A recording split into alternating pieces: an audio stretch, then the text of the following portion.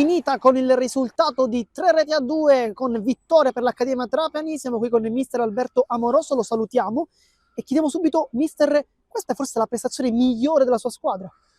Ma diciamo da quando ci sono io, sì, sicuramente forse domenica siamo andati un po' meglio su altre cose, l'avversario è diverso, quindi sono avversari di tutto rispetto, di grandi valori, che hanno una grande guida tecnica, ci hanno messo in difficoltà, forse ci siamo messi un po' noi in difficoltà perché sul 2-0 dovevamo incanalare la partita verso un'altra direzione, ma comunque dobbiamo crescere anche sotto questo punto di vista.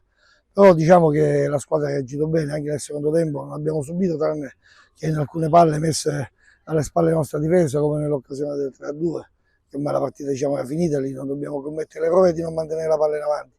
Quindi è una squadra che deve crescere e sicuramente la prestazione e il risultato mi stanno bene perché contro questa squadra, ripeto, è una delle migliori formazioni in assoluto di questo girone.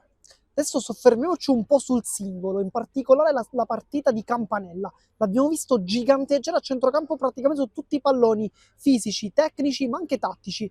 Le chiedo cosa ha detto a questo calciatore per fare una partita così? Ma di fare quello che sa fare, l'ho fatto abbastanza bene.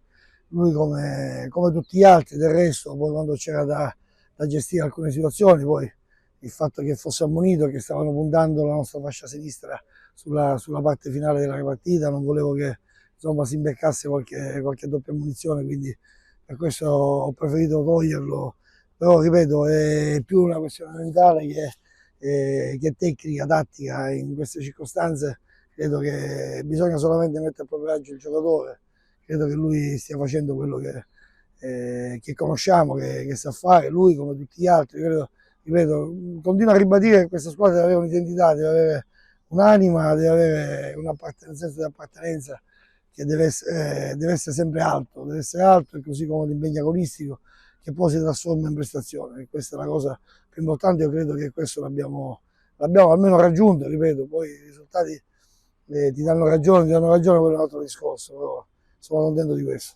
2 vittorie consecutive, come arriverete alla sfida contro il Castellammare? Arriveremo arrabbiati, al solito, affamati, perché bisogna tenere, non abbiamo fatto nulla, non credo che sia due ottimi risultati, due buone prestazioni, però si azzera tutto. Per quello che mi riguarda, quello che si è fatto fino a ieri, sì, è giusto che ci si goda questo momento, che si goda il risultato, però bisogna azzerare tutto, ripartire sempre da capo, con la stessa voglia, con la stessa intensità, la stessa fame di prestazione.